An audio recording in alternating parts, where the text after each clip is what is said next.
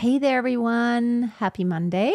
This is Freya, and I just wanted to go live today to talk about a topic, really to have a chit chat. And if you do have questions, you can put them in the comments in the chat. And let's talk about the topic of singing multiple musical genres. I've heard this many times from both sides. I've heard pop singers or pop coaches say, well, if you want to sing pop, you have no business in singing anything else except pop. Don't sing classically, just sing pop. I've also heard a lot of opera singers or classical singers say, or just stand there and like it's a fact, like, oh, you're going to hurt your voice. You're going to ruin your voice if you don't stick to classical singing. If you do pop singing, that's really bad for your voice. So both isn't true. I mean, you could sing the wrong way in either genre, in any genre, and utilize the wrong technique that is not going to allow you to sing in a healthy way. It can happen either way. There are professional opera singers who have ruined their voices. There are professional pop singers who have ruined their voices. But there are also those cases where you can see over the years, even they are sticking around for a long time. Their voice does not deteriorate, and they are smart about using their voice. So case being made that I strongly believe that it benefits you if you try to sing different genres. And that doesn't just go for popular style music, but also popular and opera. It's a whole different kind of, just the way the sound you want to come out is just a bit different. The thing is, in classical music, you focus on using your body as the only means of amplification. Whereas in pop music, you are utilizing a microphone and an electronic way of amplification. There's nothing better. There's not one of them is better. It's just a different objective, a different goal that you're trying to accomplish here. And accordingly, you use your voice in slightly different ways. So in classical music, since you don't have a microphone typically to amplify anything, even when you're singing softly, you have to do it in a way to where it still carries, it still feels the space, it fills the space where you are, whether it's a hall or smaller or bigger, it fills everything with the sound, whether you have an orchestra or just a pianist to perform with. That is relevant. You have to be heard, and everything has to be heard. So even when you are singing softly, there's a lot more compression going on when you're singing classically versus when you're singing softly in pop music. You just get really close to the mic. It's a whole different way of singing. So that's why I strongly believe you should do both. And even people, even students that I've had that they say, oh, but I really only want to sing pop. Every once in a while, I kind of suggest you want to try a very simple, not too high classical piece. We're just going to do it for fun, just for practice. Instead of doing this exercise, we could just do a little bit of this piece. And usually they let me convince them. And after they actually get through singing the piece, most of them so far have admitted, actually I've kind of fallen in love with singing classically. And at the same time, singers who have only sung classically, if I tell them, why don't you just try something maybe in between, musical theater that is not full-fledged pop, but more on the side of singing popular style. And almost all of them have admitted to me, actually it's hard, but it's actually kind of fun. Admittedly, a lot of people listen to maybe more popular music, but there is a big difference between listening to something and actually singing it yourself. To me, there are things I sing that I would never listen to, actually, honestly, for some performances. There are some genres I'm not particularly listening to, but when I do sing the song, it's actually kind of fun. To perform it myself is a whole different thing than listening to it. Really, that's all I wanted to say. I think I would just love to hear your opinions. I'm not seeing any chats right now. Am I seeing both chats here? Oh, here. I'm wondering. So because I'm using a third-party tool, I'm streaming to YouTube and Facebook at the same time. And it might be that I'm not shown all the comments. But if you do have a comment, I would love to know, are you just more of a classical singer? Are you more of a popular music singer? Or have you done both? Or are you open to trying anything that you have not tried yet? I know there are popular music singers who, there are a lot of genres. And sorry if I have to do this. This is my tooth insert. There are a lot of different genres in the popular music, under that umbrella. There's jazz, there's rock, there's pop, there's soul, there's gospel. And all these have very specific kind of styles, like how you use your voice, what the sound is that is expected. But they all have one thing in common. You're still using a human voice if you're a singer. And so since the human voice, it doesn't matter whether you're singing, let's say, like Indian classical music. I have quite a few followers that talk to me about like, oh, I'm singing Indian classical music, which admittedly, I really don't know anything about. But knowing what I know about vocal, the vocal tract in human beings, you can apply anything that, any of the principles that I teach to anything that you will ever sing. So whether it's Western music or like Eastern music, it can all be applied because you're using the voice, which I'm always pointing here, but it's not true that this is the only way. This is not the only part that determines what comes out. It's a lot more. It's your entire upper body, really, your support, your breathing mechanism. And of course, here are your vocal cords and the larynx, but then also all of this, the resonance, the space, it's all relevant. If there are no comments, I just wanted to go ahead and sing something. I've done some Instagram lives recently, and unfortunately, I can't go live on Instagram at the same time I'm doing this, so I always have to do something else on Instagram. For some reason, I am in Germany, and then Instagram isn't rolling out some features for some reason to some countries for years. But I wanted to sing something that I consider to be semi-classical. Now, what do I mean when I say semi-classical? I mean that it is something that is not pop music, but it's also not fully like operatic or classical. It's sometimes musical theater shows are semi-classical. We use as women more of a classical tone, or even the men who sing in it, more of a classical tone, but it's not fully, operatic, like filling the space. There is usually some amplification. So it's almost like a softcore classical sound. And I'm going to sing something that I consider to be semi-classical from The Sound of Music. And it's the title song, The Sound of Music. And I hope the video doesn't YouTube doesn't remove videos. It just says you can't monetize, which it's totally okay with me for this one. I just wanted to go live. So yeah. And I'm using a karaoke track that I found on YouTube. So I don't own it technically. I do own my vocal part. Oh, Tanya, thanks for commenting. Now I know that someone's here. I see that people are here, but this is the first comment I'm seeing also. Okay, let me go ahead and sing it. And it's the karaoke track. I have not tried it before, but it has where I saw that it's like the lyrics are highlighted. So the timing, it's always the timing is different with these kind of things, like the rubato parts.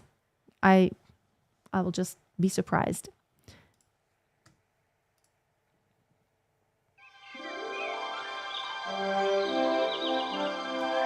And it's like this entire intro. I'm just going to talk about it. The hills are beautiful. We are in the Austrian mountains, which are not too far from where I live. Only 2 hours or 2.5, and I would be in the most beautiful mountains. We went there many times with the family on vacation. Okay, here we go.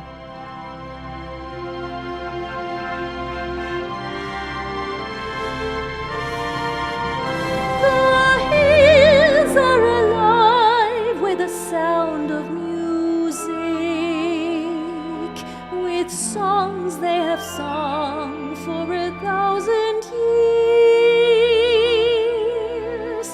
The hills fill my heart with the sound of music. My heart wants to sing every song it hears. My heart wants to beat like the wings of the birds that rise from the lake to the trees.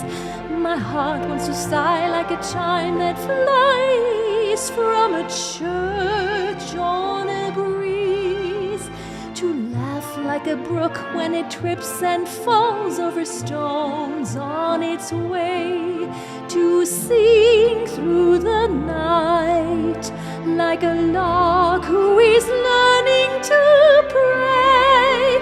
I go to the hills when my heart is lonely. I know I will hear what I've heard before. My heart will be blessed with the sound of music, and I'll sing once more.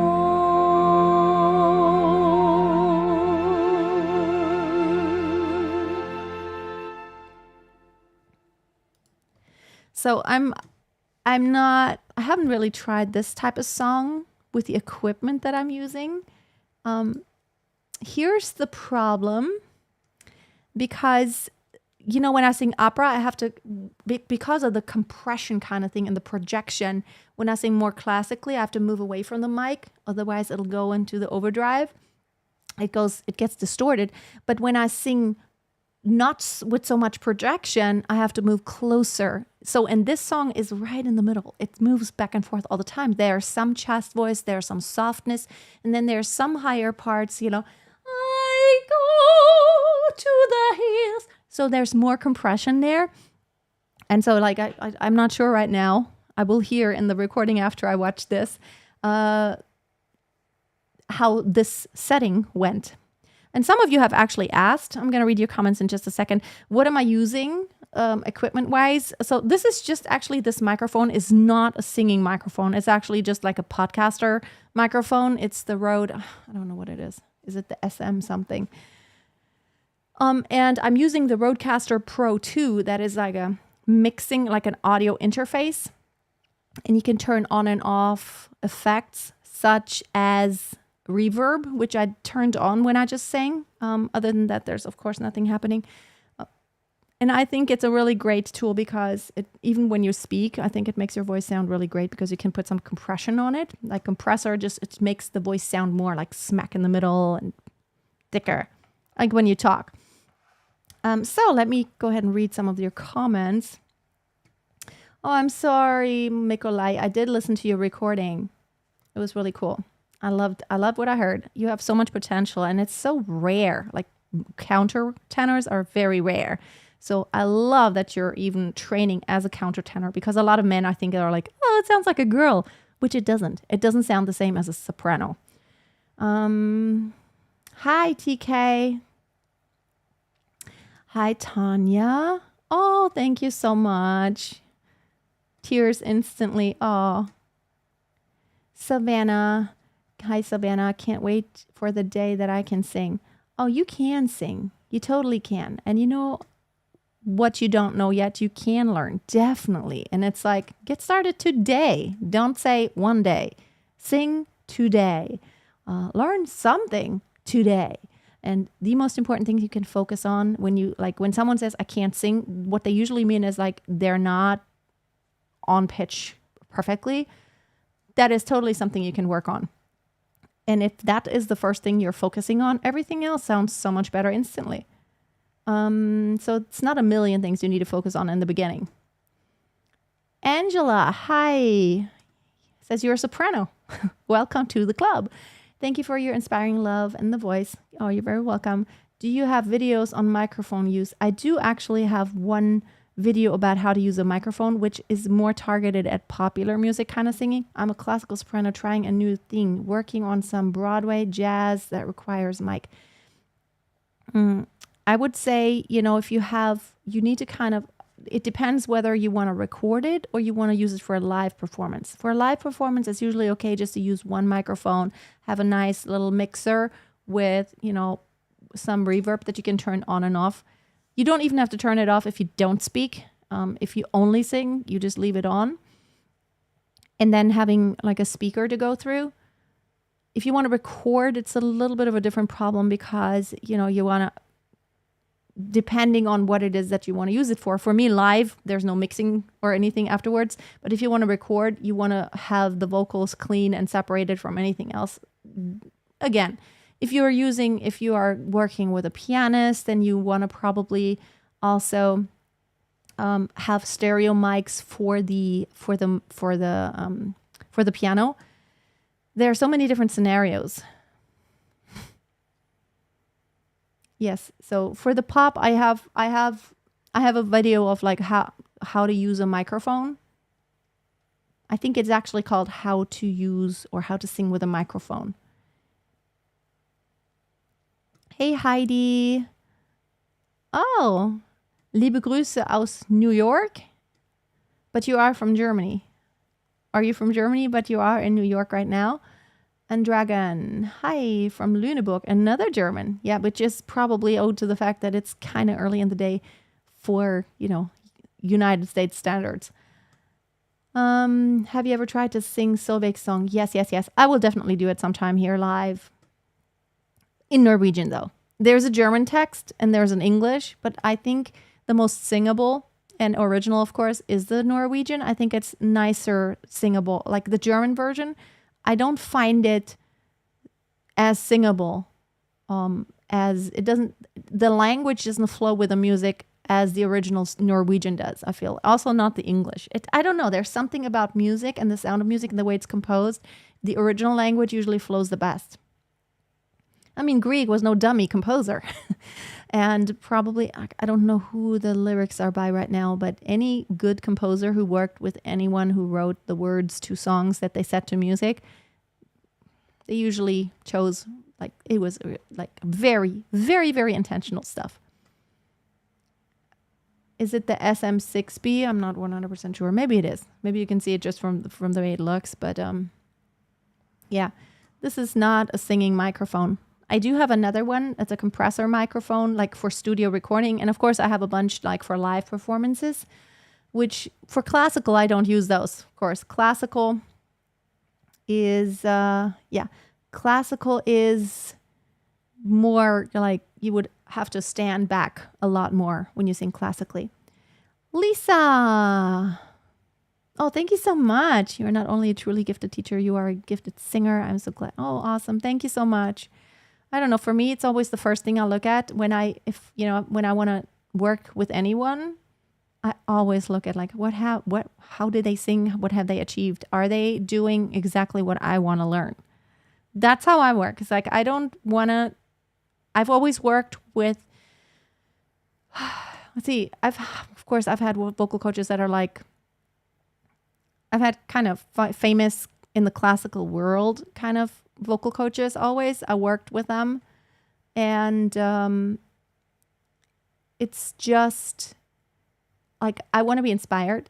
And I probably won't work with someone who, I also tend to want to work with someone who has a similar approach. Like if I know someone has the approach of like darkening, covering, and using the larynx a lot and lowering the larynx, like in classical singing, I probably wouldn't want to work with that person because it's not what I believe in. It's not what I've learned. It's not the approach I'm taking. And what I've done so far has worked really well. And it has worked well for my students, the approach that I learned from my teacher. And it's kind of, I want to stay true to what has been working. Yes, definitely a person can learn to sing. Well, Nita, welcome from Portugal. I might be in Portugal in October. Not 100% sure right now. There's something going on that I need to actually attend, but I'm not sure because of my twin boy. I have twins, a boy and a girl, and our boy is like so clingy to me. He really needs me. Last time I left for 3 days in March, he was like, it's almost like he was traumatized. I could not leave the room for 20 seconds without him totally screaming and thinking like, I'm going to leave him forever now. So I don't know if I want to do that again. I mean, they're still kind of little. They're 19 months now. Eventually, they will be at an age where it's like, okay, they understand mommy's coming back. So, but anyway, just reading Tanya's comment here. I was in church yesterday wishing to sing and thought to myself, not a good singer. Can a voice become better? Or is a voice just a voice? Range improve? Yes, you can improve. You can improve the timbre of your voice, i.e. resonance, by placing it and having, good vowel placement and shaping everything in a way that there is resonance, like all the brilliance is coming out. And you can also learn how to sing on pitch. You can also learn to be a better musician overall, which a lot of times is underestimated. As a singer, you are a musician. So it's all about making music. Phrasing makes all the difference. If you don't pay attention to phrasing, it's going to sound bad, no matter whether, if you can carry the pitch and everything, but if you don't use phrasing, it's going to sound like a very beginner all the time. Yes, so definitely can improve. That's why I did my online singing school. It's because it's for singers of all levels, because there's like literally every week I'm creating new content there to help you from all directions. The mindset, the technique, the exercises. I do master classes every month. We do live meetings, like from all directions. So check it out, masteryourvoice.tv/singing school.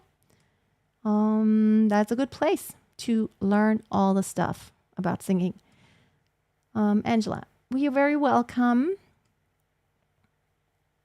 Oh, I could talk about singing all day and all night. You could literally throw any question at me. And because I've been talking about this for such a long time, not only talking, I've been doing this for such a long time, and I have experience in so many different genres and settings, and like I've done so much. You could, like in my sleep, probably I could answer most of your questions because it's easy for me. I mean, you all are an expert at something, right? Like whatever your work is, your profession is, like someone could throw things at like questions at you all day and night. And you would be like, yeah, sure, I know this. Because a million times, like I've been there, I've had this case and I've had that case. I've experienced it all. And that's kind of how I feel about singing. It's like, okay, I could tell you a story about like anything that you ask me about. All scenarios. Do you think it isn't too late to start music university in my 28, 29? Yes, you discovered your voice very late.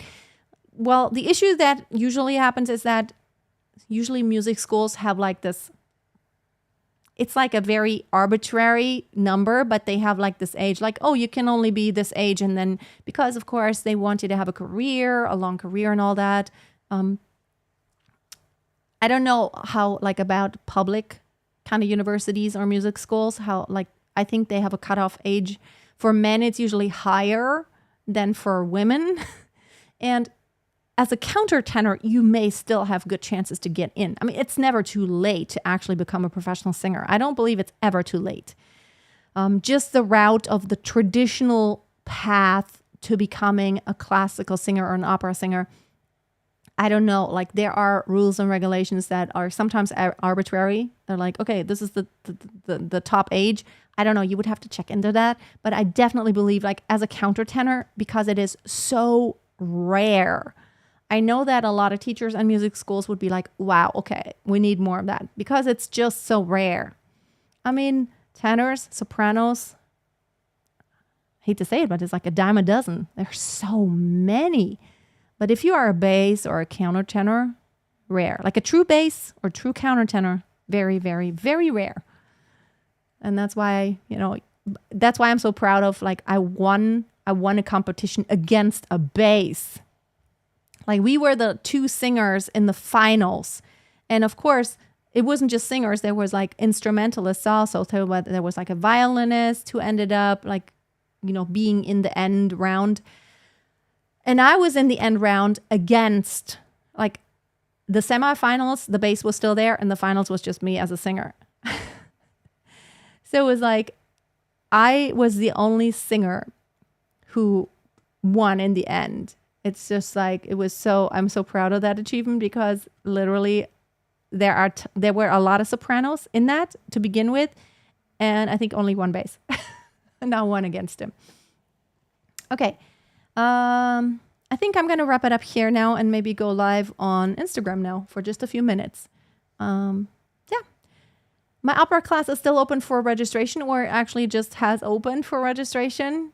It's a 1-month opera class where I will teach you like this and so much more. So much more. How to sing semi-classically and how to sing classically. How to sing full-fledged opera or oratorio or sacred music or art song. Same technique, basically. Oh, you have a competition in November. What are you going to sing, Mikolai? You're the only countertenor? Yeah, I believe it. It's just so rare. Probably tons of tenors, though. What are you singing? That's like, I want to know now. What are you singing? And then I'll probably go live on Instagram. So if any of you want to catch me on Instagram, you might just want to hop over there. I frequently also do stories. Our puppy is just so cute. Like, we have this new puppy and it's like, she's the cutest, but she cries for my daughter when she's not here. We're going to have to figure out in a couple of weeks, my daughter has to go back to school. So we're going to have to figure out like how, I'm going to have to take her here into my workroom when my daughter's in school. So she has to get used to not being with her. Yes, my opera class is for all levels because I give everyone individual feedback. There are like lessons that are for everyone, but then there is also individual feedback, which is the most important thing of the class to kind of help you identify what you are supposed to do. Like, what voice type are you, which is so much more than I'm a soprano or mezzo. So much more. There are subcategories. There are like different kinds of repertoire that can determine if you make progress or maybe it's going to hinder you if you choose the wrong repertoire. So I'm there for that. Cara sposa, che farò senza Euridice. I can never say it. That's awesome. Gluck. It's the Gluck Euridice. Is it? Is that the one? So like, you're going to be, of course, old music is going to be your best friend as a countertenor because there's a lot of repertoire there, like Baroque and before. After that, not so much repertoire. Which technically anything that a soprano sings, you could sing, but it's a little weird when you're singing like stuff that, well, maybe in today's world, not. Maybe it's not weird. Depends on, like you're singing as a man about loving the man, which is totally okay. But there's not so much repertoire that was intended for countertenors that is like past Baroque. Oh, awesome to know, Nita. Awesome. Oh, awesome. Thanks. I feel very flattered that I'm your teacher. Probably I'm a lot of people's teacher without even knowing. And it's always like, sometimes I get these emails like out of the blue, or even on Facebook, someone recently commented and it's like, by the way, Freya, I've been using your videos for years and I just won a competition on a national level. I'm like, whoa.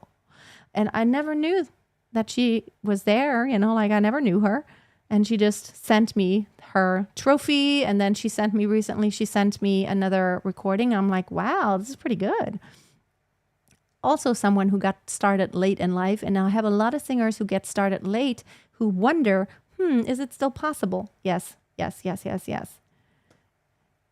Oh, that's why I talk about the mindset so much. Just because the norm is like, oh, you're supposed to do this like in this order, and then by 25 you're supposed to be finished, and then you start singing professionally.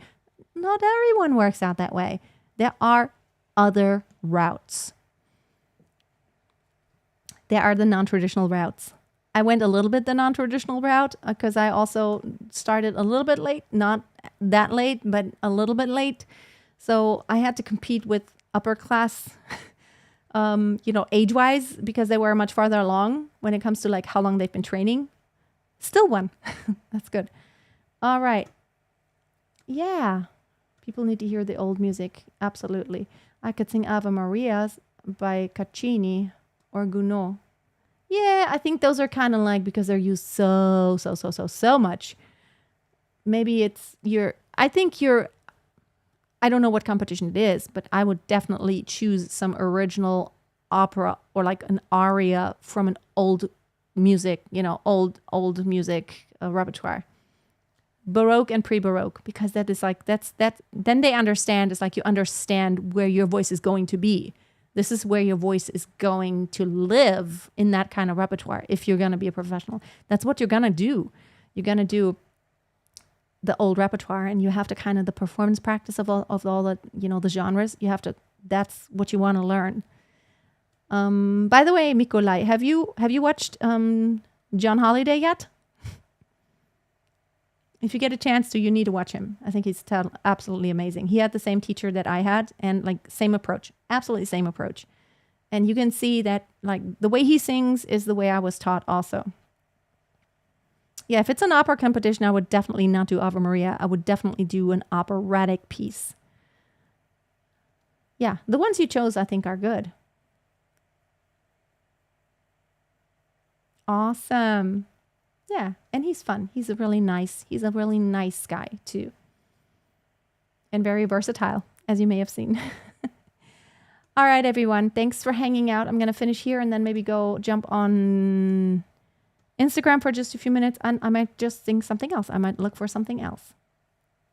All right. Talk later. See you soon. Bye.